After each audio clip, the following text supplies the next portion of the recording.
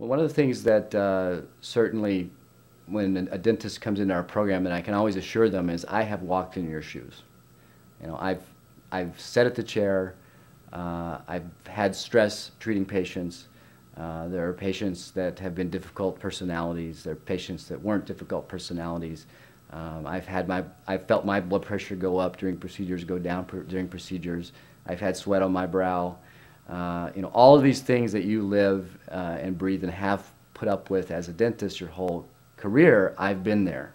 And I feel that gives me a very unique perspective to empathize with what you're going through so that I can say, hey, look, I know what it's like, and here are some good solutions to some of these issues that are perplexing to you as a dentist, because I had those same things. You know, I think that gives me a very unique perspective. And the reality is you really don't find, there's just a handful of people at this level that are doing similar things that we are in big case marketing that have had that exact same experience. Yes, there's some people who were dentists, but they weren't actually dentists practicing at that level of dentistry where they were doing comprehensive cases or complex cases. You know, no matter what's happening with our clinical techniques, whether it's a new composite or a new type of porcelain, a new type of bonding, a new way that we take x-rays or that we do 3D imaging and we can do pre-surgical planning on the computer and on models, no matter how high technology these things become, the fact is we're still dealing with humans that have the same behavioral characteristics that they've always had.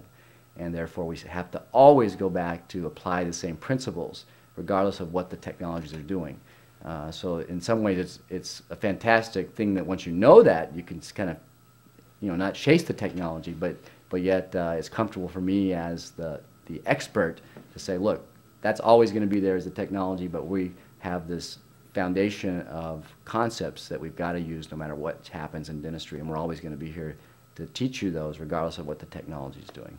I mean, one of the interesting things about being a consultant full-time now and running a business where we're, you know, dispensing with promotional materials and teaching dentists how to have better case acceptance and teaching staff and all of these things, even though that's full-time, it's interesting that I still have this luxury of keeping up with what's going on in the practice.